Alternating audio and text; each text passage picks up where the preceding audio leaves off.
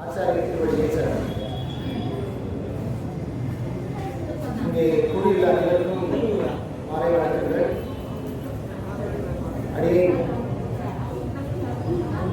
உங்களோட எல்லாம் இப்போ சில விஷயங்களை ஒரு நல்ல தினத்திலே பகிர்ந்துக்கலாம்னு பெரியவர்களோட நியமனம். அடியனுக்கு தெரிந்தவரை ஒரு சில விஷயங்களை அனுபவமாக பெறலாம். இப்போ இங்கே ஒரு 10 நாளாக, இன்னும் மேலும் பல 10 நாட்களுக்கும் மிகப்பெரிய உற்சவம் வந்து நம்மளுடைய சன்னிதியிலே நடந்து கொண்டிருக்கிறது. இந்த உற்சவத்திற்கு என்ன காரணம், இது எதனால் இவ்வளவு பெரிய உற்சவமாக இது கொண்டாடப்பட்டு வருகிறது அப்படிங்கிற விஷயத்துல நாம் கொஞ்சம் அனுபவிக்கலாம். இங்கே நடக்கிற இந்த உற்சவமானது விசேஷமாக பகல் 10 ராப்பத்து அப்படி என்று அறியப்படுகிறது. வசதா உண்மையை சொல்ல போனால் இந்த உற்சவத்தினுடைய பெயர் வந்து திருமொழி திருநாள், திருவாய்மொழி திருநாள் அப்படிங்கிறது தான் இந்த உற்சவத்தினுடைய பெயராகும். இப்போ முதல் 10 நாட்கள்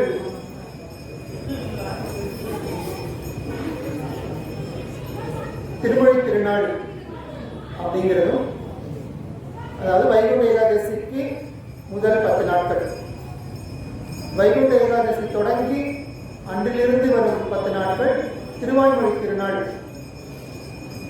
அப்படிங்கிறது தான் இந்த உற்சவத்தினுடைய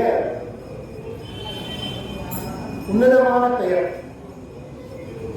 அப்படின்னா திருவாய்மொழினா என்ன, திருமொழினா என்ன அப்படிங்கிறது நமக்கு தெரியணும். அப்பதான் இது திருமொழி திருநாள், திருவாய்மொழி திருநாள் அப்படிங்கிறதுடைய அர்த்தம் நமக்கு புலப்படும். இது என்னங்கிறது தெரிஞ்சுக்கிறதுக்கு முன்னாடி பகவான் ஸ்ரீமன் நாராயணனுடைய பலவித ரூபங்கள், அவருடைய பலவிதமான அனுபவங்களை பற்றி கொஞ்சம் தெரிஞ்சுக்கலாம். அதை தெரிஞ்சுக்கிட்டோம்னா அதுக்கும் இதுக்கும் என்ன தொடர்பு அப்படிங்கிறது நம்ம பார்க்கறதுக்கு சௌகரியமா இருக்கும். ஸ்ரீமன் நாராயணன் 5 நிலைகளிலே இங்க சேவை சாதிக்கிறார். 5 நிலைகளிலே எம்பெருமான் இருந்து கொண்டிருக்கிறார். இதிலே முதல் நிலையானது பரத்துவம் அப்படின்னு அறியப்படுகிறது. பரத்துவம் நாராயணன், பரவாசுதேவன் பரமபதத்தில் எழுந்திருக்கிற பகவான். பரமபதம் அப்படிங்கிறது நாராயணனுக்கு, மகாவிஷ்ணுவுக்கு வீடு, அதுதான் அவருடைய வாசஸ்தலம்.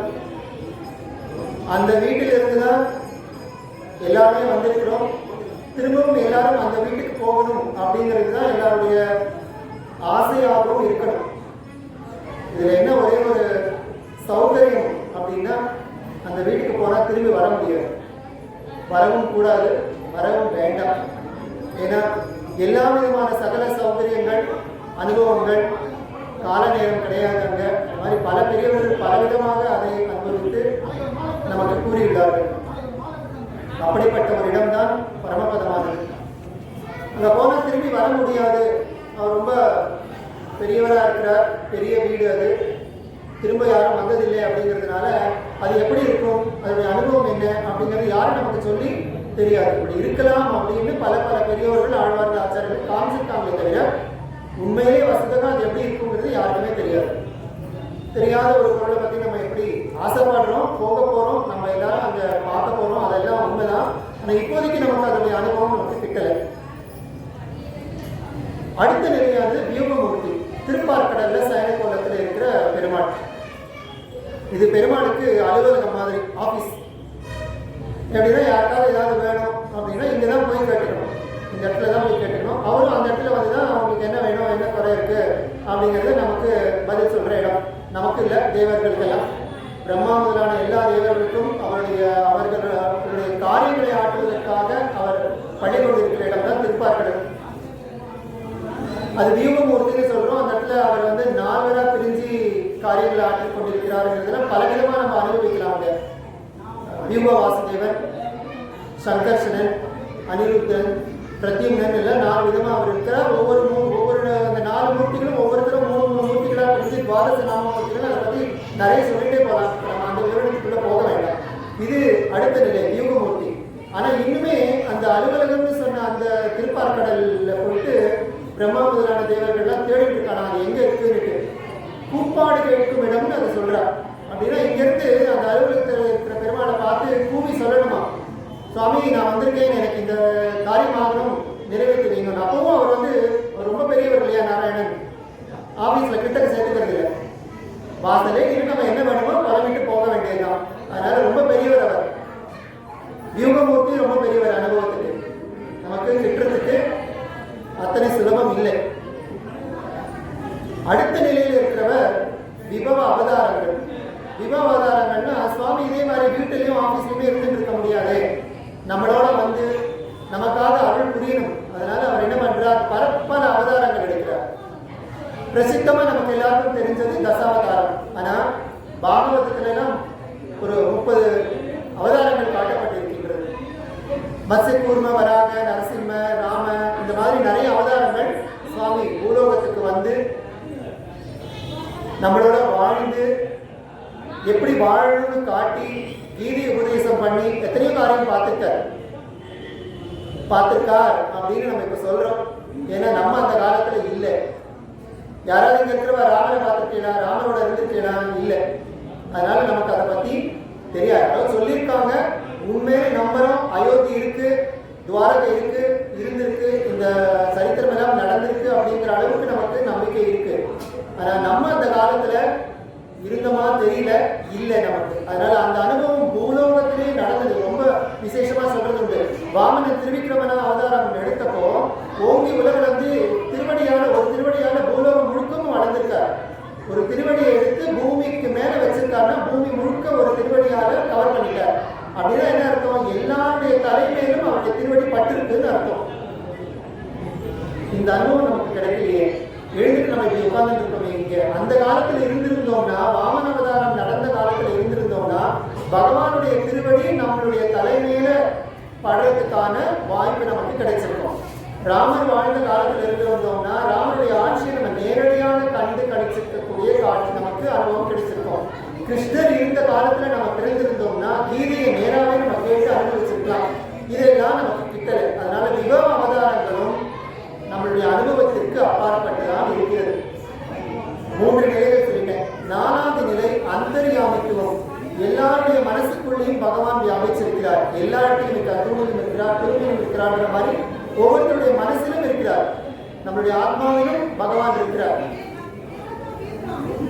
நமக்குள்ளே இருக்கிறாரே அப்படின்னா நம்மளால அதை உணர முடியறதா? ரொம்ப கஷ்டம். ரொம்ப பிரயத்தனப்படணும். அதற்கான முயற்சிகள் நிறைய எடுத்துக்கணும். தியானம் பண்ணணும், அவரையே நினைச்சுட்டு இருக்கணும், ஸ்மரணம் பண்ணணும், தியானிக்கணும். எவ்வளவோ அதுக்கு நிறைய வழிமுறைகள்லாம் சொல்லியிருக்கா. நம்மளை நாமே உணர்ந்து கொள்வது அப்படிங்கிறதுக்கெல்லாம் இப்போ நிறைய பயிற்சி கூடங்கள்லாம் கூட அதுக்கெல்லாம் வந்துருக்கு. இதே பார்த்துட்டு இருக்கோம், அப்போதான் உங்களுக்கு அந்த கான்சன்ட்ரேஷன் அதுக்கெல்லாம் போகல. அந்த மாதிரிலாம் இருக்கு. அப்போ அந்தர்யாமித்துவம் எல்லா இடத்துலையும் இருக்கிறார், நம்ம மனசுக்குள்ளேயும் இருக்கிறாருன்னா கூட அதை அனுபவிக்கிறது ரொம்ப கஷ்டம். 5 நிலைகள் சொன்னேன். பகவான் 5 நிலைகளை சேவை சாதிக்கிறார்னு சொன்னேன். அதுல 4 நிலைகள் நானே கஷ்டமா இருக்குன்னு சொல்லி கழிச்சிட்டோம். பரத்துவம் ரொம்ப கஷ்டம். யூகம் கூப்பாடு கேட்குமிடம் அது எங்க இருக்குன்னே தெரியல. விப அவதாரங்கள் வாழ்ந்த காலத்துல நாம இல்லை, அதனால நம்மளால அதை அனுபவிக்க இயலவில்லை. அந்தர்யாமித்துவம் உணர்வதற்கு ரொம்ப கஷ்டம். அப்படின்னா நமக்கு என்ன புரியுறது, கடைசி நிலை கொஞ்சம் சுலபமான விஷயமா இருக்கணும் அப்படிங்கிறது தான். இந்த கடைசி 5வது நிலை அர்ச்சாமூர்த்திங்கிறது. விக்கிரக ரூபத்தில் இருக்கக்கூடிய பகவான். இந்த விக்கிரக ரூபத்துல கோயில்கள்ல விக்கிரக ரூபத்துல இருக்கிறார். நம்மளுடைய கிரகங்கள்ல நம்மளுடைய வீடுகள்ல விக்கிரக ரூபத்தில் இருக்கிறார். ஆச்சாரியர்களுடைய திருமாளிகையில விக்கிரக ரூபத்தில் இருக்கிறார். நமக்கு இன்னைக்கு வேணுமா அவருக்கு கிருஷ்ணரா அலங்காரம் பண்ணி பார்க்கலாம். இன்னைக்கு வேணுமா ஏதோ இங்க பட்டாபிஷேக ராமர் கோலத்துல அலங்காரம். நமக்கு எப்படி வேணுமோ அவரை நம்ம அந்த மாதிரி அனுபவம். அவருக்கு எப்படி வேணுமோ அப்படி இல்லை. இங்க முதல் 4 நிலையிலே பார்த்த மாதிரி அப்படி கிடையாது. 5வது நிலையில நமக்கு நீங்க எனக்கு ரொம்ப ஆஃபீஸ்க்கு சீக்கிரமா போகணுமா, 8 மணிக்கெல்லாம் திருவாரணம் பண்ணி 8 மணிக்கெல்லாம் அவருக்கு என்ன சமர்ப்பிக்கணுமோ சமர்ப்பிச்சுட்டு நான் கிளம்பிடலாம். இன்னைக்கு எனக்கு லீவு ஹாலிடேன்னா பொறுமையாக எழுந்து 11 மணிக்கு அவருக்கு திருவாராதனை பண்ணி 11 மணிக்கு அவருக்கு ஒன்றும் அவர் அர்ச்சாமூர்த்தியில் வந்து கேட்க போகிறாரு 8 மணிக்கெல்லாம் ஏன் பண்ணலை இன்னைக்கு அப்படின்ட்டு. ரொம்ப சௌலபியமான, ரொம்ப சுலபமாக அனுபவிக்கிற, ரொம்ப எளிமையான இருக்கக்கூடிய ஒரு நிலை அப்படிங்கிறது இந்த 5வது நிலையாக இருக்கக்கூடிய அர்ச்சாமூர்த்திங்கிறது. இன்னைக்கு நமக்கு என்ன வேணும்னு, இன்னைக்கு அவர் பச்சை கலர்ல சாத்திக்கணும்னு நினைக்கிறோமா, பச்சை கலர்ல வேஷ்டி நமக்கு சமர்ப்பிச்சுக்கலாம். சிவப்பு கலர்ல சமர்ப்பிக்கணும்னா சிவப்பு கலர்ல, இந்த மாதிரி போடணும்னு நினைக்கிறோமா அந்த மாதிரி, பிடிக்குதோ பிடிக்கலையோ நமக்கு என்ன, நம்மளுடைய உள்ள உகப்புக்கு ஏற்ற மாதிரி அவரை அனுபவிக்க முடியும். சரி சுவாமி, நம்மளுடைய உகப்புக்கு ஏற்ற மாதிரி அனுபவிக்க முடியும், எங்காவது அந்த அளவுக்குலாம் வச்சுக்கிறதுக்கு வசதி வாய்ப்புகள் இல்லை, நாங்கள் வெறும் ஒரு சின்ன படம் தான், படத்துலையும் இருக்காரு. இல்லைடா அர்ச்சாமூர்த்தியா போய் இந்த கோயிலில் திருப்பதிக்கு போகணும்னு நினைக்கிறேன், போயிட்டு வாங்க. திருப்பதிக்கு போக என்னால் முடியல, எங்காவது பக்கத்துலேயே ஒரு சின்ன சன்னிதி இருக்கு, அந்த சன்னிதியில் போகலாமே. எங்கேயும் இருக்கிறார்களே அர்ச்சாமூர்த்தி விக்கிரக ரூபத்தில் எந்த கோயிலில் இல்லை, எல்லா இடத்துலையும் இருக்கு. அதனால ரொம்ப சுலபமான முறை அப்படின்னா இந்த 5வது நிலையில் இருக்கிறது தான். இதைத்தான் ஆழ்வார்கள் ரொம்ப பிரபலமா நமக்கு திவ்ய பிரபந்தங்கள் அப்படிங்கிறது மூலமா பாடி கொடுத்திருக்கிறாங்க. அப்போ ஆழ்வார்கள்னா யாரு, பிரபந்தங்கள் என்ன, இவர்கள் போற்றி பாடிய இந்த திருத்தலங்கள் யாவை, இதுதான் நம்மளுடைய அர்ச்சாமூர்த்தி அப்படிங்கிறத நம்ம புரிஞ்சுக்க வேண்டிய விஷயம். இதை நான் முன்னமே சொன்ன மாதிரி திருமொழி திருநாள், திருவாய்மொழி திருநாள், திருமொழினா என்ன, திருவாய்மொழினா என்னங்கிறதுக்கு இப்ப நம்ம விஷயத்துக்கு வரும். திருமொழிங்கிறது ஒரு பிரபந்தம், எல்லாருக்கும் ரொம்ப எளிமையா புரியணும்னு சொல்ல போனா அது ஒரு பாட்டு, ஒரு புஸ்தகம், பல பாடல்களுடைய தொகுப்பு. ரொம்ப சாதாரணமா சொல்றேன், ரொம்ப பக்தியோட சேவிக்கணும்னா அதெல்லாம் பிரபந்தங்கள்னு சொல்லணும். நிறைய திருமொழிகள் இருக்கு. அதே மாதிரி திருவாய்மொழிங்கிறது ஒரு பிரபந்தம், ஒரு பாட்டு, ஒருத்தரால் இயற்றப்பட்ட பாட்டு. யார் எழுதித்தா? ஆழ்வார்கள் எழுதினாங்க. அப்ப ஆழ்வார்கள் யார்? அவர்கள் எழுதிய இந்த பிரபந்தங்கள் என்ன, இந்த பிரபந்தங்கள் அவர் வந்து யாரை பத்தி பாடியிருக்காங்க? ரொம்ப பிரபலமா நாராயண விஷ்ணுவனுடைய திருக்கோயில்கள் அர்ச்சாமூர்த்திகளை பத்தி நம்ம சொல்லும்போது திவ்ய தேசங்கள்னு சொல்றோம். எல்லாருக்கும் தெரிஞ்சு 108 திவ்ய தேசங்கள்னு ரொம்ப பிரபலமா எல்லாருக்கும் தெரியும். அது என்ன 108 திவ்ய தேசங்கள்னு கணக்கு? உலகத்திலேயே இல்ல நம்ம பாரத மண்ணிலே எடுத்துக்கோங்க, இல்ல சென்னையில எடுத்துக்கோங்க, எத்தனையோ கோயில் இருக்கு, லட்சக்கணக்கில் கோயில் இருக்கு. கோயிலுக்கு பஞ்சமே இல்லை நம்ம ஊர்ல. இத்தனை கோயில்ல இந்த 108 கோயில், 108 திவ்ய தேசம், இதுக்கு மட்டும் அப்படி என்ன ஒரு பிராதானியம், அப்படி என்ன ஒரு விசேஷம்? அப்ப இந்த திவ்ய தேசங்களை சேவை சாதிக்கிற அர்ச்சாமூர்த்தி விக்கிரகங்களுக்கு ஒரு பெருமை. நம்ம இங்க வந்து ஆதிகேச பெருமானை சேவிக்கிறோம், மற்ற கோயிலுக்கு போறோம், எல்லாம் ஓகே. ஆனா வருஷத்துக்கு ஒரு தடவையா திருப்பதிக்கு போயிட்டு வந்துடணும்னு நினைக்கிறோமா இல்லையா? ஸ்ரீரங்கத்துக்கு போயிட்டு வரணும்னு நினைக்கிறோமா இல்லையா? திருக்குறுங்குடிக்கு போயிட்டு வரணும், அது கொஞ்சம் அடியனுக்கு அபிமானமான திருத்தலம் திருக்குறுங்குடிக்கு போயிட்டு வரணும்னு நினைக்கிறோம். இந்த மாதிரி ஒரு திருத்தலங்களுக்கு போகணும்னு நினைக்கிறோம். அப்ப அந்த திருத்தலங்கள்ல இருக்கிற திருமூர்த்திகள் விக்கிரகங்களுக்கு அர்ச்சாமூர்த்திக்கு என்ன சிறப்பு, இது நம்ம தெரிஞ்சுக்கணும். என்ன சிறப்புன்னா அது 108 திவ்ய தேசங்களுக்குள்ள வருது. நம்ம 108 திவ்ய தேசங்கள்னு எப்படி நம்ம வகைப்படுத்துறோம், வரைமுறைப்படுத்துறோம் அப்படின்னா, திவ்ய பிரபந்தங்களிலே அந்த திவ்ய தேசங்கள் குறிப்பிடப்பட்டு இருந்தால் அவை திவ்ய தேசங்கள். அந்த கோயிலை பத்தி ஏதோ ஒரு வார்த்தையோ, இல்ல ஒரு வரியோ, இல்ல ஒரு பாடலோ, இல்ல ஒரு பாடல் தொகுப்போ, எப்படி இருந்தாலும் சரி, பல கோயில்கள் ஒரே ஒரு வார்த்தையால உணர்த்தப்பட்டிருக்கிறது. சில கோயில்களுக்கு ஒரு பாடல் மட்டும் இருக்கும், சில கோயில்களுக்கு ஒரு பதிகம், ஒரு 10 பாடல்கள், ஒரு 20 பாடல்கள், அந்த மாதிரி ஒரு தொகுப்புகள் இருக்கும். எப்படி இருந்தாலும் சரி, திவ்ய பிரபந்தம்னு இருக்கிற அந்த நூல் தொகுப்புல எங்கேயாவது ஒரு இடத்துல அந்த கோயிலை பத்தின குறிப்பு, அந்த கோயிலை பத்தின பெயர் இருந்தால் அது திவ்ய தேசம். 108 திவ்ய தேசங்களுக்குள்ள ஒன்று அப்படின்னு கணக்கிடப்பட்டுள்ளது. இதுல 108ல 106 திவ்ய தேசங்கள் இந்த நில உலகத்துல இருக்கு. 107 108 முதலில் சொன்ன மாதிரி திருப்பார்கடலும் பரமபதமும், அது ரெண்டும் நில உலகத்துல இல்லை. இப்ப திவ்ய பிரபந்தம்னா என்னன்னு பார்த்துட்டோம், 108 திவ்ய தேசங்கள் என்ன, எப்படி வருதுங்கிறத பார்த்துட்டோம். அப்ப திவ்ய பிரபந்தங்களை எழுதினது யாருன்னு தெரியும் நமக்கு. திவ்ய பிரபந்தங்கள்ல எத்தனை பாட்டு இருக்குன்னு தெரியும். திவ்ய பிரபந்தத்துல இப்போ மொத்தம் 4000 பாசுரம்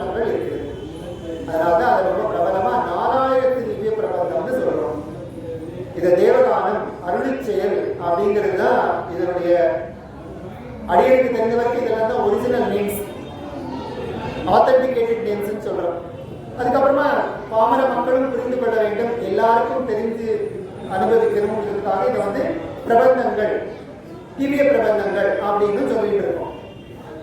தேவகானம்னா என்ன, அருள் செயல்னா என்ன அப்படிங்கிறத பற்றி வேணும்னா பின்னாடி பார்க்கலாம். நம்ம இப்போ ஆழ்வார்கள் வரும், ஆழ்வார்கள் தான் இதெல்லாம் எழுதினாங்க அப்படின்னு சொல்றோம். ஆழ்வார்கள் 10 பேர், ஒரு சிலர் வந்து 12 ஆழ்வார்கள் அப்படின்னு நம்ம அந்த கடைசியில் இருக்கிற 2 ஆழ்வார்களையும் சேர்த்துட்டு கூட 12 ஆழ்வார்கள். ஸோ பொதுவாக எல்லாருக்கும் தெரிஞ்ச மாதிரி 12 ஆழ்வார்கள் அப்படின்னு எடுத்துக்கோம். இந்த ஆழ்வார்கள் எழுதின, ஆழ்வார்கள் அருளிய இந்த பாசுரங்கள், பாடல்களின் தொகுப்பே திவ்ய பிரபந்தங்கள் ஆகும்.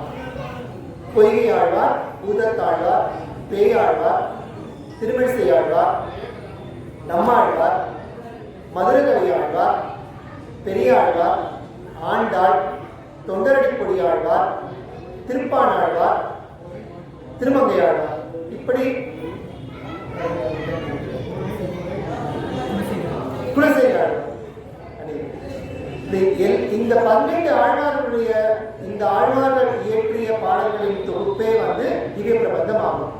கூட கடைசியா திருவரங்க தமுதனார் அப்படிங்கிற ஒரு ஆச்சாரியர் எழுதின ராமானுஜ நூற்றந்தாதி, ராமானுஜரை பற்றி எழுதின ராமானுஜ நூற்றந்தாதியும் திவ்ய பிரபந்தத்தில் ராமானுஜர் காலத்திலே இணைக்கப்பட்டது. ஸோ இது எல்லாமே சேர்ந்தது தான் 4000 திவ்ய பிரபந்தங்கள், 4000 பாடல்களுடைய தொகுப்பு. நம்மளுடைய தலைப்பிடிக்கு ஆழ்வார்களை பற்றினதெல்லாம் இல்லை, ஒரு விவரணமா இது என்னென்ன ஆரம்பிக்கிறது சொன்ன மாதிரி இப்ப நடந்துட்டு இருக்கிற இந்த உற்சவம் என்ன உற்சவம் அதை பற்றின ஒரு விவரணமாக தான் போயிட்டு இருக்கு. இதுல நமக்கு தெரிஞ்சுக்க வேண்டிய விஷயங்களாக பெருமாளுடைய 5 நிலைகளையும் அதிலே சுலபமா நம்ம சேவிச்சுக்கக்கூடிய அர்ச்சாமூர்த்தி, கோயில்களில் சேவை சாதித்துக் கொண்டிருக்கிற இந்த அர்ச்சாமூர்த்தியில 108 திவ்ய தேசங்களுடைய சிறப்பு. இந்த 108 கணக்கு எப்படி வந்தது, அது திவ்ய பிரபந்தங்கள்ல இருக்கணுங்கிறது. திவ்ய பிரபந்தங்கள்னா என்ன, 4000 திவ்ய பிரபந்தம். இந்த 4000 திவ்ய பிரபந்தத்தை நமக்கு அருளினவர்கள் யார், ஆழ்வார்கள். இதை பற்றி நம்ம பார்க்கணும். இப்ப ஆழ்வார்கள் 12 பேர். அதுல கடைசி ஆழ்வார் திருமங்கை ஆழ்வார். அவருடைய நான் இந்த காலத்துக்கெல்லாம் போல, ஏன்னா அதுல நிறைய சர்ச்சைகள்லாம் இருக்கும். ஒருத்தர் 7ஆம் நூற்றாண்டு 6ஆம் நூற்றாண்டு அதெல்லாம் நம்ம வேண்டாம் இருக்கும். ஒரு காலத்துல இருந்திருக்கா, ரொம்ப 5000 6000 வருஷத்துக்கு முன்னாடி அவர்கள் இந்த பூமியில இருந்து இந்த மாதிரி பிரபந்தங்களை எல்லாம் எல்லாருக்கும் பாடி சொல்லி கொடுத்திருக்காங்க. எல்லாரும் அவர்களுடைய காலம் இருக்கும் வரை இந்த திவ்ய பிரபந்தங்கள் உலகத்திலே இருந்தது. அதுக்கப்புறமா ஒரு பல நூற்றாண்டுகளாக இந்த திவ்ய பிரபந்தங்கள் நடையாடவில்லை, இழந்து போனோம். ரொம்ப வருத்தக்கூடிய விஷயம். இதை ஏன் இவ்வளவு அழுத்தமா சொல்றோம் அப்படின்னா, இனிமேல் இந்த தவறு நடந்துவிடக் கூடாது. எல்லாரும் திவ்ய பிரபந்தம்னா என்னன்னு தெரிஞ்சுக்கோங்க. அதை பத்தி அடுத்தடுத்து வரக்கூடிய தலைமுறையினருக்கு மொத்த திவ்ய பிரபந்தமும் அவங்க பாராயணமா சொல்ல தெரியலனா கூட, கண்டிப்பா சொல்ல தெரியணும். சொல்ல தெரியலனா கூட அது என்னதையும் தெரிஞ்சுக்கணும். ஒரு 400 வருஷம் 500 வருஷம் திருமங்கையாழ்வாருடைய காலத்திற்கு பிறகு திவ்ய பிரபந்தங்களே இல்லாமல் போன மாதிரி தயவு செய்து நம்ம கொண்டு வந்துவிடக் கூடாது. திவ்ய பிரபந்தங்கள் இல்லை, நம்ம அந்த கதைக்கு வருவோம். திருமங்கையாழ்வார் காலத்துக்கு பிறகு ஒரு 400-500 கால அத்தனை வருஷங்களுக்கு திவ்ய பிரபந்தங்கள் பற்றி யாருக்குமே என்னன்னு தெரியும். பற்பல ஆச்சாரியர்கள் மகனியர்கள் தோன்றி வந்தார். இதுல நாதமுனிகள் அப்படின்னு ஒரு ஆச்சாரியர் அவதாரம் பண்ணி அவர் கோயில் கைங்கரியத்தில் ஈடுபட்டு கொண்டிருந்த சமயத்திலே வேறொரு திவ்ய தேசத்திலிருந்து வந்த சில வைஷ்ணவர்கள் அவர்களுக்கு தெரிந்த ஒரு 10 பாசுரங்களை அந்த பெருமாள் முன்னாடி நின்று பாடினாங்க. பாடினவங்களுக்கு அது என்ன பாசுரம்னோ, அது திவ்ய பிரபந்தம்னோ, அதனுடைய அருமை பெருமைகளோ எதுவுமே தெரியாது. வழி வழியே இப்ப நான் சொன்ன மாதிரி வழி வழியா அவர்களுடைய பெரியவர்கள் எல்லாம் சொல்லி கொடுத்துருந்துருக்காங்க. நல்ல காலம் அப்படி இருந்ததுனாலதான் நமக்கு இப்ப திரும்பவும் திவ்ய பிரபந்தம் கிடைச்சது. அதுக்காக தான் நான் முன்னாடியே சொல்றேன், திரும்பவும் சொல்றேன், திவ்ய பிரபந்தங்கள் என்னன்னு தெரிஞ்சுக்கோங்க. அதை பத்தி உங்களுடைய அடுத்தடுத்து வரக்கூடிய ஜெனரேஷன்ஸ்க்கு சொல்லி அவர்களும் கத்துக்கிற மாதிரி செய்யுங்க. இது மற்ற விஷயங்கள் மாதிரி இவங்க படிக்கலாம் அவங்க படிக்கக்கூடாது, இவங்க மட்டும்தான் சொல்லலாம் அப்படின்லாம் இல்லை. எல்லாரும் எல்லா காலங்களிலும் சேவிக்கக்கூடிய ஒரு பிரபந்தம் திவ்ய பிரபந்தம். அதனுடைய பெருமைகளை பற்றி நேரம் இருக்கும்போது பின்னாலேயே சொல்றேன். நம்ம கதைக்கு வருவோம். இப்போ திவ்ய பிரபந்தங்கள் காணாம போயிடுது, யாருக்குமே தெரியல. இப்போ இந்த நாதமுனிகள் கோயில் கைங்கரியத்தில் இருந்த போது இந்த வெளியூர்லேருந்து வந்த சில ஸ்ரீ வைஷ்ணவர்கள் அவர்களுக்கு தெரிந்த ஒரு 10 பாடல்களை பாடினார்கள். ஆறாவதேன்னு தொடங்குற பாட்டு ரொம்ப அருமையான பாசுரம். அந்த பாசுரத்தை 10 பாட்டு, அந்த 10 பாட்டை பாடுறாங்க. திருக்குழந்தை ஆறாவது பெருமாள் கும்பகோணத்தில் சேவை சாட்சிட்டு இருக்கார். அவரை பத்தின பாட்டு பாடுறாங்க. இதுல கடைசி 10வது பாட்டுல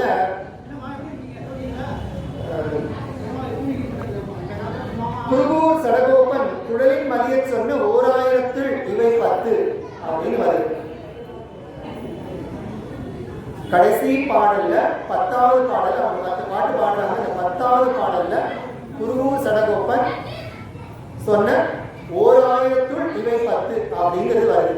இவருக்கு இந்த பாட்டு 10 பாட்டுமே ரொம்ப நல்லா இருக்கு அப்படின்னு நாதமுனிகள் அனுபவிச்சு கேட்டுட்டு இருக்கார். அதோட இந்த 10வது பாட்டுல பாருங்க எவ்வளவு குறிப்பு இருக்கு அப்படின்றது. என்ன குறிப்பு இருக்கு? 1000 இவை 10, 1000 பாட்டுல இது 10 பாட்டு அப்படிங்கிற ஒரு குறிப்பை வச்சிருக்கார். அப்புறம் இது யார் எழுதினது? திருக்குறுகூர் சடகோபன். திருக்குறுகூர்னு ஊர்ல பிறந்த சடகோபன் என்ற அவரால் ஏற்றப்பட்ட பாடல்கள் அப்படிங்கிற குறிப்பை ரொம்ப அழகா இந்த இடத்துல அவர் அருள் செய்துள்ளார். இது நாதமுனிகளுக்கு உணர்ந்தது. உடனே அவர் வந்தவங்க கேட்கிறார், 10 பாட்டு பாடுங்க, ரொம்ப நல்லா இருந்தது கும்பகோணம் 6ஆவது பத்தி, இதுல இன்னும் 1000 பாட்டு இருக்குன்னு சொல்றாரு. 999 பாட்டையும் எனக்கு சொல்லிக் கொடுக்கான்னு கேட்கிறார். சுவாமி, எங்களுக்கு அதை பத்திலாம் ஒண்ணுமே தெரியாது, இது நீங்க சொல்லிதான் இந்த மாதிரி பாட்டுன்னு எங்களுக்கு தெரியும் அப்படின்னு சொல்லிட்டு அவ போயிடுறார். இப்ப இவருக்கு இதே சிந்தனை, அவ்வளவு ரசமான பாடல்கள். நான் ஏன் திரும்ப திரும்ப அந்த பாடலை பத்தி சொல்றேன்னா, வீட்டுக்கு போய் அந்த பாட்டு என்னங்கிறத தெரிஞ்சுக்கோங்க. நான் என்னங்கிற விவரத்தை இப்ப சொல்லலை, உங்களுக்கு விட்டுடுறேன். இந்த சபையாரும் பெரியவர்களும் நியமனம் பண்ணினா திரும்பவும் ஒரு வாய்ப்பு கிடைச்சதுன்னா இன்னும் ரொம்ப விவரணமா நம்ம திவ்ய பிரபந்தங்களை பத்தி அனுபவிக்கலாம். இப்ப 6ஆவது பாடலை கேட்டு அந்த பிரபந்தத்தை கேட்ட உடனே மீதம் இருக்கிற 999 பாடல்களை எப்படியாவது பிடிச்சிடணும்னு சொல்லிட்டு நாதமுனிகள் பிரயத்தனப்படுறார். அவருக்கு கிடைச்சிருக்கிற இன்னொரு க்ளூ என்னன்னா திருக்குறுகூர் சடகோபன். அப்ப திருக்குறுகூர் என்ற ஊருக்கு போயிட்டு அங்க உள்ளவர்களை கேட்டா கண்டிப்பா இந்த பாட்டை பத்தி தெரியும் இல்லையான்னு சொல்லி திருக்குறுகூருக்கு போறார். இன்றைய தேதியில நம்ம சொல்லிட்டு இருக்கிற ஆழ்வார் திருநகரின்ற திவ்யதேசம் தான் அது திருக்குறுகூர். அதுதான் நம்மாழ்வார் அவதரித்த திருத்தலமாகும். அவர்தான் சடகோபன் என்று இந்த பாத்திரத்துல குறிப்பு நமக்கு கிடைச்சிருக்கு. அங்க போய் கேட்கிறார். அங்க போய் கேட்டாலும் துரதிருஷ்டவசமாக அந்த காலகட்டத்துல சுவாமி அவர்களுக்கு அந்த 10 பாட்டாவது தெரிஞ்சுட்டு எனக்கு அந்த 10 பாட்டு கூட தெரியாது, இது புதுசா இருக்கு, எங்க ஊர்ல பிறந்த சடகோபன் எழுதின பாடல்கள் எங்களுக்கு தெரியாதுன்னு சொல்லிடுறாங்க. திரும்ப திரும்ப நான் ரொம்ப ஸ்ட்ராங்கா இதை ஏன் சொல்றேன்னா, இந்த மாதிரி நிலைமை திரும்பவும் நமக்கு வராது, வரவிட்டுடாது. ஏன்னா பெரியவர்கள் அதுக்கான பல முயற்சிகள் எடுத்துட்டு இருக்காங்க. இப்ப திவ்ய பிரபந்தங்கள் எல்லா இடத்துலையும் முறையாக ஓத வேண்டும் அப்படிங்கிற நியமனம் எல்லாம் பண்ணியாச்சு. கண்டிப்பா திவ்ய பிரபந்தங்கள் மறையாது. ஆனாலும் இங்கே கூடியுள்ள எல்லாருக்கும் நான் சொல்ற வேண்டுகோள், பிரபந்தங்கள் கற்றுக்கோங்க. அதுக்காக திரும்ப திரும்ப அதை சொல்லியிருக்கேன். ஆனா அவர்கள் என்ன சொல்றாங்க, எங்களுக்கு இந்த 10 பாட்டு தெரியாது, ஆனா எங்களுக்கு சடகோபன் நம்மாழ்வாரை பற்றி தெரியும். அவருடைய சிஷ்யரான மதுரகவி ஆழ்வார் சடகோபரையே தெய்வம், நம்மாழ்வாரையே தெய்வம்னு இருந்து அவரை பற்றி ஒரு 11 பாட்டு பாடியிருக்காரு. எங்களுக்கு அந்த 11 பாட்டுனா எங்களை பொறுத்த வரைக்கும் எங்களுக்கு பெருமாளோ விஷ்ணுவோ ஆழ்வார் திருநகரிலே எழுந்தருளிருக்கிற ஆதிபிரா கூட எங்களுக்கு தெரியாது. ஆனா எங்களுக்கு நம்மாழ்வார் தான் தெய்வம். மதுரகவி ஆழ்வார் பாடின நம்மாழ்வார் தான் எங்களுக்கு தெய்வம். மதுரகவி ஆழ்வார் தான் எங்களுக்கு தெய்வம், நம்மாழ்வார் தான் எங்களுக்கு தெய்வம். அவர் பாடின அவர் அருளுங்க கண்ணிலும் சிறுத்தாங்கோடு தொடங்குற அந்த பிரபந்தம் எங்களுக்கு தெரியும். எங்க பெரியவர்கள் சொல்லியிருக்காங்க, இந்த கண்ணிலும் சிறுத்தாங்கோடு தொடங்குற இந்த பாடல் பதிகத்தை யார் ஒருவர் ரொம்ப நியமனமா நம்மாழ்வார் அவதரித்த அந்த திருத்தலத்துல அந்த புளிய மரத்தின் கீழே அமர்ந்து ரொம்ப நிஷ்டையோட சொல்றாங்களோ, அப்போ நம்மாழ்வாரே நேரில் தோன்றி இந்த பிரபந்தங்களை கண்டிப்பா கொடுப்பார்ன்ற நம்பிக்கை இருக்கு அப்படிங்கிற அந்த ஒரு விவரத்தை நாதமுனிகள் கிட்ட சொல்றாங்க. அவருக்கு அதை விட வேற என்ன வேணும்? உடனே உட்காந்துட்டார். நம்மாழ்வார் புளிய மரத்துக்கு கீழே தான், புளிய மரத்தினுடைய பொந்துல தான் இருந்தார். நம்மாழ்வாருடைய வரலாறுலாம் இந்த ஒரு நாள் அனுபவிக்கலாம், ஒரு பெரிய சரித்திரம் அதெல்லாம். இப்ப நம்மாழ்வார் அவதரித்த அந்த ஒரு புளிய மரத்தின் கீழே அமர்ந்து நாதமுனிகள் 12,000 தடவை இந்த கண்ணினும் சிறுத்தாம்பு அப்படின்னு தொடங்குற அந்த பதிகத்தை திரும்ப திரும்ப திரும்ப திரும்ப சேவிக்கிறார், சொல்றார்.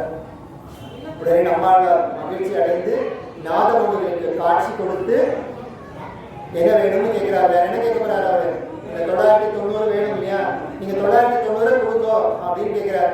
990 இல்ல, இதோட கூட மற்ற ஆழ்வார்கள் அருளிய பிரபந்தங்களும் இருக்குன்னு சொல்லி நம்மாழ்வார் நாதமுனிகள் இடத்திலே எல்லா பிரபந்தங்களையும் விட்டு விடுகிறார். இப்ப நாதமுனிகள் காலத்துல தான் திரும்பவும் திவ்ய பிரபந்தங்கள் நமக்கு நம்மாழ்வாரின் மூலமாக கிடைக்கிறது. இப்ப நாதமுனிகள் என்ன பண்றார்? திவ்ய பிரபந்தங்கள் எல்லாம் நம்மாழ்வார் கிட்ட இருந்து அவருக்கு அருள் மூலமா வாங்கினார்கள். நோட்டு வச்செல்லாம் எழுதிக்கல, சொல்லலாம் இல்லை. இந்த அனுகிரகத்தினால எல்லாம் அவருக்கு சித்தியில கிடைச்சிருக்கு. உடனே உட்காந்து அந்த அந்த பிரபந்தம் அந்த எல்லா பாசுரங்களையும் பகுக்கிறார், குரூப் பண்றார். இது திருப்பல்லாண்டு, இது பெரியாழ்வார் திருமொழி, இது திருப்பாவை, இது நாச்சியார் திருமொழி, இது பெருமாள் திருமொழி, இது திருவாய்மொழி, பெரிய திருமொழி அப்படின்னு ஒரு ஒரு பாசுரங்களையும் பகுதி பகுதியாக அவற்றை தொகுக்கிறார். தொகுத்து நமக்கு இருக்கிற அந்த 24 தலைப்புகளில் இருக்கக்கூடிய பாசுரங்களாக நமக்கு கொடுக்கிறார். நான் திரும்பவும் சொல்றேன், நான் ரொம்ப விவரணமா பிரபந்தங்களுக்குள்ள போகல. ஒரு நம்பர் சொல்றேன், ஒரு பாசுரங்கள் சொல்லி அப்படியே விட்டுடுறேன். ஏன்னா இங்க இருக்கிறவங்க அதை கேட்டுட்டு வீட்டுக்கு போய் அது என்னதுன்னு கேட்டுக்கணும், திரும்பவும் சொல்லுங்கன்னு அடியனை படிக்கணும். அதுக்காக தான் அதை அப்படியே விட்டுடுறேன். 24 பகுதிகளாக பிரித்து 24 பிரபந்தங்களாக அதை பிரிச்சுட்டு எத்தனை பிரபந்தங்களை பாடலாக இசை கூட்டி, நாதமுனிகள் இசையில பெரிய வல்லுனர், 1000 பேர் 2000 பேர் சேர்ந்து ஒரு தாளத்தை இசைச்சா ஒவ்வொரு தாளமும் எவ்வளவு எடை இருக்கிறது, எந்த தாளத்திலிருந்து எந்த ஓசை வந்ததுன்னு கண்டுபிடிக்கக்கூடிய அளவுக்கு இசை ஞானம் கொண்டவராக நாதமுனிகள். அப்பேற்பட்டவர் என்ன பண்றார்? எல்லா பிரபந்தங்களுக்கும் மியூசிக் கம்போஸ் பண்றார், இசை கூட்டுகிறார். பிரபந்தங்கள், அதனாலதான் பிரபந்தங்களை தேவகானம்னு சொல்றோம். முன்னாடியே சொன்ன பிரபந்தங்கள் தேவகானம்னு சொல்றோம். இசை கூட்டி பாடக்கூடியது. நம்ம திருக்கோயில கூட அனுதினமும் திருப்பாவை சேவிச்சு கொண்டிருக்கிறோம். திருப்பாவை நீங்க பாருங்க, எல்லா பாடல்களும் 30 பாட்டுல நிறைய பாடல்கள்ல ஆண்டாள் பாடி பாடி பாடி பாடின்னு தான் பாடியிருக்காங்க. இப்ப நம்ம அனுசந்தானமா சொல்றோம், அது ஒரு வழிமுறை. அது ஏன் வந்ததுங்கிறது நம்ம பின்னால பார்க்கலாம். ஏன்னா எல்லாருக்கும் பாடுறதுக்கு அந்த அளவுக்கு ராகம் கூட்டி பாடுறதுக்கு வராது. நம்ம கொஞ்சம் லட்சையாகவும் இருக்கும், பாடினா யாராவது கேள்வி பண்ணிடுவாங்களோ அப்படின்னு. அதனால நம்ம சேவா காலமா சேவிச்சிட்டோம்னா எல்லாருமே நல்லா சேவிக்கலான்ற ஒரு நல்ல எண்ணத்துல தான் அந்த முறையிலிருந்து இந்த முறைக்கு வந்து எதையும் யாரும் மாத்திடல. இன்னைக்கும் அடியெல்லாம் செய்த பாக்கியம் திவ்ய பிரபந்தங்களை இசை கூட்டி பாடத்தான் கத்துட்டு இருக்கு. இசை கூட்டி பாடுறதுங்கிறது எப்படி நாதமுனிகள் எந்தெந்த பிரபந்தங்களுக்கு எந்தெந்த ராகம் கொடுத்தாரு, எப்படி பாடணும் அப்படிங்கிறதுலாம் ஒரு வகைப்படும். இந்த மாதிரி ஒரு 3 பிரபந்தங்கள், இந்த கூட்டம் இந்த 24 தலைப்புகள் இருந்தது அவர் 4 பிரிக்கிறார். 1000, 2000, 3000, 4000 பிரிக்கிறார். ஒவ்வொன்றும் சுமார 1000 பாடல்கள். எல்லாமே கரெக்டா 1000 சொல்ல முடியாது. சிலது 1000க்கும் கொஞ்சம் மேல இருக்கும். சில தொகுப்புல 1000க்கு கொஞ்சம் கூட குறைச்சலாம இருக்கும். ஆனா எல்லாம் இந்த 4000த்தையும் 1000, 2000, 3000, 4000 பிரிச்சிருக்காரு. இதுல இந்த 3000 சிலர் 4ன்னு சொல்லுவா, சிலர் 3ன்னு சொல்லுவாங்க. அடியேற்கு தெரிஞ்சது 3000. 3000 இசை கூட்டி பாடப்பட முடியாதவை. அவை இயற்பான்னு சொல்லணும், அதாவது விருத்தமா இருக்கும். சங்கீதம் தெரிஞ்ச வழக்கம் தெரியும். நார்மலா நம்ம போயம்ஸ் சொல்றோம், டெக்ஸ்டுவலா படிக்கிறது, அந்த மாதிரி அதுக்கு இசை கூட்ட வாய்ப்பு இல்லை. அதனால அந்த கூட்டத்துக்கு அந்த 3000 அந்த தொகுதி இயற்பான்னு சொல்லணும். 1000, 2000, 4000 இந்த 3000களும் இசை கூட்டி பாடவல்ல பிரபந்தங்கள் ஆகும். இப்ப நாதமுனிகள் காலத்துல அவர் எல்லாத்தையும் பகுத்து தொகுத்து இசை கூட்டி இதை பிரபலப்படுத்திக் கொண்டிருந்தார். அவருடைய வம்சாவழியினரே இன்றைக்கும் சில பல திவ்ய தேசங்களில் அரேக சேவையாக இதை சேவித்துக் கொண்டிருக்கிறார்கள். திரும்பவும் சொல்றேன், அரேக சேவை என்னன்னு தெரிஞ்சுக்கலாம். நம்ம இப்போ அது ரொம்ப விவரமா நான் சொல்ல போறதில்லை. ஆனால் அரையர் சேவைனா என்ன, அரையர் சுவாமிகள் அப்படின்னு நம்ம இப்போ பட்ட சுவாமிகள் இருக்கா மாதிரி, அர்ச்சக சுவாமிகள் இருக்கா மாதிரி அந்த காலத்தில் சொல்றாங்க ஒரு 1500 2000 அரையர் சுவாமிகள் இருந்திருக்காங்கன்ட்டு. அதுவும் கொஞ்சம் கொஞ்சமாக குறைஞ்ச ஒரு பரம்பரையில இப்போ 5-6 பேர் தான் இருக்கானா. 3 திவ்ய தேசத்துல தான் அரையர் சேவை நடந்துட்டு இருக்குங்கிறது கொஞ்சம் வருத்தப்படக்கூடிய விஷயமா தான் இருக்கு. ஆனாலும் பகவான் அதை நடத்திட்டு இருக்காரு. திருவரங்கத்துல இன்னைக்கும் போனீங்கன்னா அரையர் சேவை பகவதி ராமத்துல அவ்வளவு அருமையா இருக்க செயல்கள். அரையர் சுவாமிகள் இந்த திவ்ய பிரபந்தங்களை இசைப்பாவை இசை கூட்டி பாடி அவற்றிற்கு அபிநயம் பிடித்து நாட்டியமாடி அதனுடைய விவரணங்களை நாடகமாக நடித்து காட்டிக் கொண்டிருப்பார்கள். த்ரூஅவுட் த டே. காலை சில நாட்கள்ல சில பிரபந்தங்களுக்கு அவர் காலையில் ஆரம்பிச்சாருன்னா நைட் வரைக்கும், காலையில் கொஞ்ச நேரம் அந்த பிரபந்தத்தினுடைய விவரணங்கள் நாட்டியமாக நடக்கும். திரும்பவும் சாயந்தரம் திரும்பவும் இரவு மாலை பொழுதுல வந்து அதை திரும்பவும் அவங்க கண்டினியூ பண்ணுவாங்க. இந்த மாதிரி பிரகலாத சரித்திரம் என்ன, இரண்டிய வதம் என்ன, இதெல்லாம் அங்க போய் நேராக அனுபவித்தவர்களுக்கு அனுபவம் அது கிடைக்கலையேன்ற ஒரு வருத்தமும் இருக்கும். நீங்க இருக்கிறவங்களும் தயவு செய்து அதை போய் ஒரு முறையாக சேவிங்க. திருவரங்கத்தில் போய் அதே அப்பதான் இயல் இசை தமிழ் நம்ம சொல்றோமே, தமிழ் வேற எங்கேயும் வளர்க்கிற வைணவ திருக்கோயில்கள் வளர்க்கிற மாதிரி, திவ்ய பிரபந்தங்கள் வளர்த்திருக்கிற மாதிரி தமிழ் வேற எங்கேயும் வளர்க்கலங்கிறது நான் அறுதிக்கு சொல்லுவேன். அரே சுவாமிகள் இயல் இசை நாடகம் 3மே பண்ணிட்டு இருப்பாங்க இந்த காலகட்டத்தில். அதாவது பாசுரங்களை சேவிப்பாங்க, இயலா இசை கூட்டி பாடுவார்கள், அதனுடைய அர்த்தங்களை அபிநயத்தின் நாடகமாக நடத்தி காட்டுவார்கள். இந்த 10 40 இந்த 20 நாட்கள் இந்த முறையிலே நமக்கு பிரபந்தங்கள் இந்த மாதிரி இசை கூட்டி நாகமணிகள் காலத்திற்கு பிறகு எல்லாராலும் பிரபலமாக ஆயர் சேவை என்ன, மற்றவர்களுக்கு என்ன சொல்லிக் கொடுக்கப்பட்டு எல்லாரும் அதை கற்றுக்கொண்டு வழியாக பாடிக்கொண்டு வருகிறார்கள். நம்ம திரும்பியும் திருமங்கையாழ்வார் காலத்திற்கே போகும். அங்க கொஞ்சம் கதை பாக்கி. திருமங்கையாழ்வார் அவதரித்த தினமானது கார்த்திகையில் கார்த்திகை மாசம் கார்த்திகை நட்சத்திரம். யாராலும் மறக்கவே முடியாது. ஏன்னா அன்னைக்குதான் நம்ம திருக்கார்த்திகை தீபம்னு சொல்லி விசேஷமா கொண்டாடுறோம். தீபம் விழா எல்லா கோயில்கள் எல்லா கிரகங்களிலும் கொண்டாடுறோம். அன்னைக்குதான் அவர் பிறந்த நாள். திருமங்கையாழ்வார் கடைசி ஆழ்வார்னு சொன்னீங்க. அவர் ஒரு வருஷம் அவருடைய பிறந்த நாள் அன்னைக்கு, அவருடைய அவதார திருநாள் அன்னைக்கு திருவரங்கம் பெரிய கோயில் பெரிய பெருமாள் முன்னாடி அவரால் அருளப்பட்ட திருநெடுந்தாண்டகம் அதெல்லாம் சேவிச்சு பாடிட்டு இருக்கார். அப்போ பெருமாள் அதை பார்த்து ரொம்ப மகிழ்ச்சி அடைந்து மனம் உகந்து அர்ச்சாமூர்த்தியாவே அவர் திருமங்கை ஆழ்வார்கிட்ட பேசுறார். உனக்கு இன்னைக்கு பர்த்டே என்ன கிஃப்ட் வேணும், உனக்கு இன்னைக்கு உன்னுடைய அவதார திருநாள், நீ ரொம்ப நன்னா என்னை குளிர வச்சு இந்த பிரபந்தத்தை பாடின, நீ எழுதின பாட்டை பாடின முன்னாடி, அப்போ உனக்கு என்ன வரம் வேணும்னு கேட்கிறார். அவர் சொல்றார், வேதங்கள் ரொம்ப உயர்ந்தது, அதுல மாற்று கருத்தே கிடையாது யாருக்குமே. யாரும் அதை குறைத்து சொல்லவே இல்லை. வேதங்கள் தான் ஓதணும். அதுல நமக்கு கொஞ்சம் சில நியமனங்கள் தான் இருக்கு. ஏன்னா அது அனாதியானதுன்னு சொல்றோம். பகவான் கூட அதை எழுதல, அது தானாக உருவானது. பகவான் நமக்கு அதை அருள் செய்திருக்கிறார். அந்த அளவுக்கு வேதங்களுக்கு காலம் பிரமாணம்லாம் கிடையாது. நிறைய சொல்ற அந்த அளவுக்குலாம் நம்ம சொல்றதுக்கு இது வாய்ப்பு.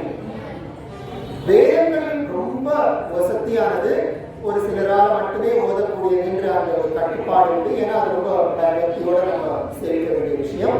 எல்லா காலத்திலும் எல்லா இடத்திலும் டக்குனு ஓதிட முடியாது, இப்படிலாம் இருக்கு. ஆனா அதனுடைய அர்த்த விசேஷங்கள், அதில் சொல்லப்பட்டிருக்கிற கருத்துக்கள் மக்களுக்கு ரொம்ப அவசியம். அப்ப அதை எப்படி நம்ம எளிமையான முறையில சிம்பிளா நம்ம புரிஞ்சுக்கலாம்னா பிரபந்தத்துல சொல்லியிருக்காரு. நம்மாழ்வார் அருளின திருவாய்மொழி முழுக்கவே வேதத்தினுடைய சாரம். நம்ம தினமும் சேவிச்சுட்டு இருக்க திருப்பாவை வேதமனத்துக்கும் வித்து இப்படி சொல்லிட்டு இருக்கோம் நம்ம.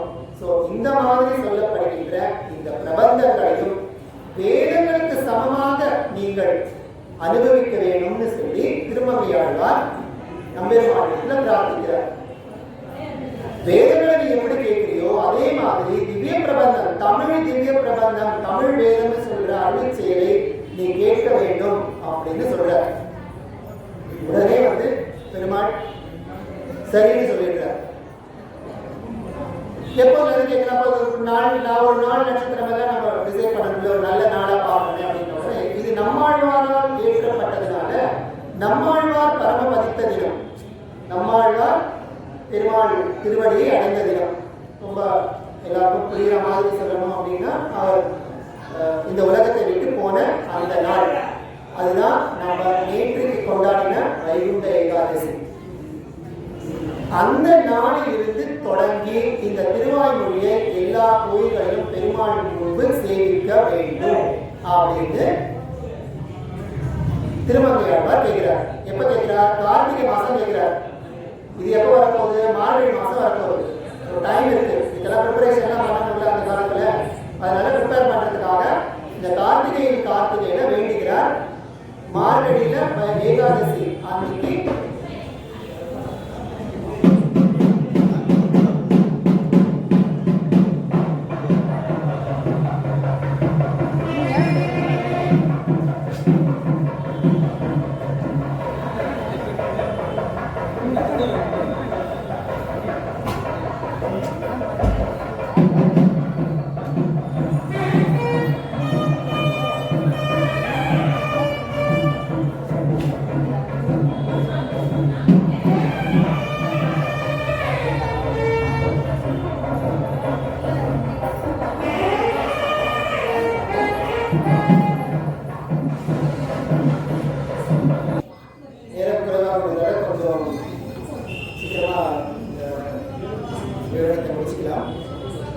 திருமங்கையாழ்வார் அவருடைய திரு அவதாரத்திலே பெருமாள் வரம் கொடுத்தத அனுபவிச்சிருக்கிறோம்.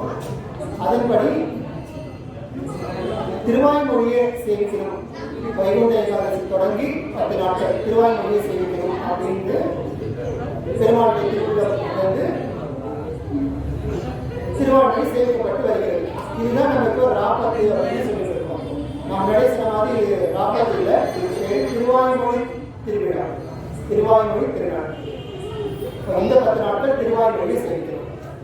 முதல்ல சொன்ன மாதிரி திருவாய்மொழியை மட்டும்தான் எடுக்கணும்ன்றதுக்காக நாகமொழிகளை 12,000 தடவை பணிகள் செலுத்தாம சேவிச்சார். ஆனா அவருக்கு எல்லா பிரபந்தங்களும் கிடைச்சது இல்லையா? அப்போ திருவாய்மொழிக்கு ஒரு உற்சவம் ஏற்பாடான மாதிரி மற்ற பிரபந்தங்களுக்கும் ஒரு உற்சவம் ஏற்பாடாகும்னு சொல்லிட்டு இந்த வைகுண்ட ஏகாதசிக்கு முதல்ல 10 நாட்கள் மற்ற பிரபந்தங்கள், மற்ற திருமொழிகளை சேவிக்கும் வழக்கம் ஏற்படாது. அதனால்தான் அந்த முதல் 10 நாட்கள் பகல் 10 நமக்கு சொல்லியிருக்கோம். ஆனால் அது வந்து திருமொழி திருநாள், பெரிய திருமொழி, பெருமாள் திருமொழி, நாச்சியார் திருமொழின்னு நிறைய திருமொழிகள் இருக்கு, பிரபந்தங்கள். அந்த திருமொழிகள், அந்த பிரபந்தங்களை முதல் 10 நாட்கள் சேவிச்சிருக்கோம். சில திவ்ய தேசங்களில் சில முறை மாற்றங்களும் உண்டு. இந்த 20 நாட்கள் இல்லாம 21வது நாள் இயற்பா முழுவதும் ஒரே நாளில் சேவிக்கிற வழக்கம் பல திவ்ய தேசங்கள் இருக்கு. சுவாமி கேட்ட மாதிரி முதல் நாள் பகல் தொடங்குறதுக்கு முதல் நாள் ஸ்ரீரங்கத்தில் மட்டும் திருநெடுந்தாண்டகத்தோட தொடங்குற வழக்கம் உண்டு. அதுக்கெல்லாம் பல கதைகள் உண்டு, அதை நம்ம இப்போ அனுபவிக்க வேண்டாம். அப்போ இப்போ நம்மளுடைய சன்னிதானம் உட்பட எல்லா பெருமாள் கோயில்களிலும் நடந்து கொண்டிருக்கும் விசேஷமானது தமிழ் பிரபந்தங்களை கொண்டாடக்கூடிய விசேஷமாகும். வேற எதுவும் தமிழில் எழுதப்பட்ட இந்த திவ்ய பிரபந்தங்களை சேவிக்கும் பொருட்டு ஏற்படுத்தப்பட்ட இந்த விழா. முதல் 10 நாட்கள் திருமொழிகள், அடுத்த 10 நாட்கள் திருவாய்மொழி, 21ஆம் நாள் ஏனைய இயற்பாக்கள். ஆக 4000 சேவிக்கும் பழக்கம் இருக்கு. நான் முதல்ல சொன்ன மாதிரி கார்த்திகை வரம் வாங்கிட்டு மார்கழி ஏகாதசி 10 நாள் முன்னாடி இருந்து இந்த உற்சவம் ஆரம்பிக்கிறது. எதுக்காக அப்படின்னா அந்த காலகட்டத்தில் நம்மாழ்வாருடைய அர்ச்சாமூர்த்தி, நம்மாழ்வாருடைய விக்கிரகம் ஆழ்வார் திருநகரில் மட்டும்தான் இருந்தது, வேற எந்த திவ்ய தேசத்திலும் கிடையாது. அதனால ஆழ்வார் திருநகரில் இருந்து நம்மாழ்வாரே அங்கிருந்து கிளம்பி வந்து திருவரங்கத்திலே வந்து அவர் பெருமாள் முன்னாடி பிரபந்தங்களை கேட்டு பாடி அனுபவிப்பதாக இந்த விழா நடைபெற்றது. அது மாதிரி கார்த்திகை தொடங்கி ஆழ்வார் திருநகரிலிருந்து நம்மாழ்வார் புறப்பட்டு திருவரங்கத்திற்கு வந்து சேர்வதற்கு இந்த ஏகாதசி முன்னாடி 10 நாள் ஆகுது. அங்கிருந்து ஆரம்பிச்சு 20 நாட்கள்.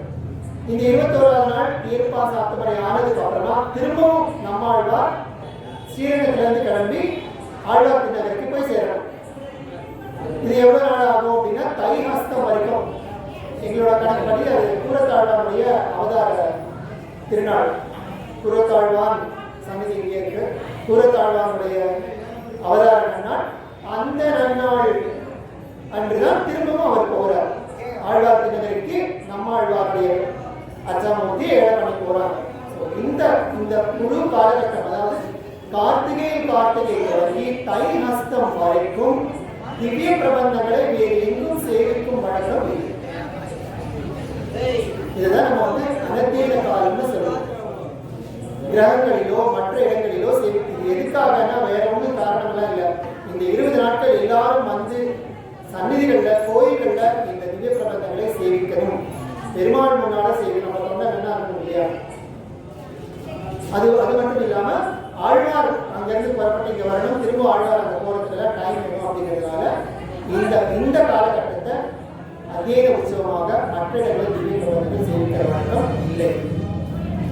பிற்பாடு ராமானுஜர் காலத்தில் நிறைய படையெடுப்புகள் நிறைய தடங்கல்கள் வந்ததுனால ஆழ்வார் திருநகரிலிருந்து ஆழ்வாருடைய ரச்சாவினியை திருவரங்கத்திற்கு கொண்டு வர வேண்டாம், அந்தந்த திவ்ய தேசங்களிலேயே நம்மாழ்வாருடைய திருவுருவத்தை ஏழப்பாண்டிடலாம்ன்ற ஒரு முடிவுக்கு எல்லாரும் ராமானுஜர் கட்டளையின்படி ஏற்பாடானது. அதன்படி எல்லா பெருமாள் கோயிலும் நம்மாழ்வாருடைய உற்சவ மூர்த்தி விக்கிரமூர்த்தி பிரதிஷ்டை செய்யப்பட்டு அந்தந்த கோயில்களிலேயே இந்த பகல் 10, 40, அதாவது திருமொழி திருநாளும் திருவாய்மொழி திருநாளும் கொண்டாடப்பட்டு வருகிறது. இல்லைன்னா எல்லாரும் ஸ்ரீரங்கத்துக்கு தான் போகணும். அப்ப ஸ்ரீரங்கத்துல மட்டும்தான் இந்த உற்சவம் நடந்துட்டு இருக்கு. ஆழ்வார் திருநகரிலிருந்து கிளம்பி ஸ்ரீரங்கத்துக்கு தான் வரணும். இந்த காலகட்டத்தில் அதெல்லாம் ரொம்ப சிரமம், வேறு காரணங்கள் ராமானுஜர் காலத்தில். அதனால அவர் என்ன பண்ணினார், இந்த மாற்றத்தை கொண்டு வந்ததுனால நம்ம எல்லாரும் நம்ம வீடு பக்கத்துல இருக்கிற நம்ம கிரகங்களுடைய கிட்டவே இருக்கிற எல்லா பெருமாள் கோயில்களிலும் ஆழ்வார்களுடைய அச்சாமூர்த்தி எழுந்தருளை பண்ணி எல்லா ஆழ்வார்களுக்கும் மரியாதை பண்ணி இந்த பிரபந்தங்களுக்கு மரியாதை, தமிழ் பிரபந்தங்களுக்கு மரியாதை பண்ணி இந்த 20 நாளும் இந்த உற்சவத்தை நடத்தி கொண்டு வருகிறோம். இந்த கடைசி நாள், அதாவது வைகுண்ட ஏகாதசி கடைக்கு 10வது நாள் நம்மாழ்வார் திருவடி தொழில் அப்படிங்கிற ஒரு பெரிய உற்சவம் நடக்கும். நம்மாழ்வாரை திரும்பவும் நமக்கு அருளினதாக ஒரு ஐதீகம் ரொம்ப பிரபலமா எல்லா திருக்கோயில்களிலும் கொண்டாடப்பட்டு வருகிறது. அடியை இதோடு முடித்துக் கொள்கிறேன். இன்னும் நிறைய விவரம் சொல்ல வேண்டியிருக்கிறது, சொல்லிக்கொண்டே போகலாம். நான் முன்பே குறிப்பிட்டபடி சில விஷயங்கள் சொல்லியிருக்கிறேன். இதுல ஒவ்வொருத்தருடைய ருச்சி அவர்களுக்கு ஏற்றபடி என்னென்ன விஷயங்கள் அனுபவிக்கிறோம் இதை பற்றி நம்ம தெரிஞ்சுக்கணும்னா திரும்பவும் போய் தேடுவோம், இதை பற்றி தெரிஞ்சுக்கோம், 6 பேருக்கு சொல்லுங்க. நேர அவகாசம் கிடைத்து பெரியவர்கள் நியமனம் இருந்தால் அடியனே இதை பற்றி திரும்பவும் உங்களுக்கு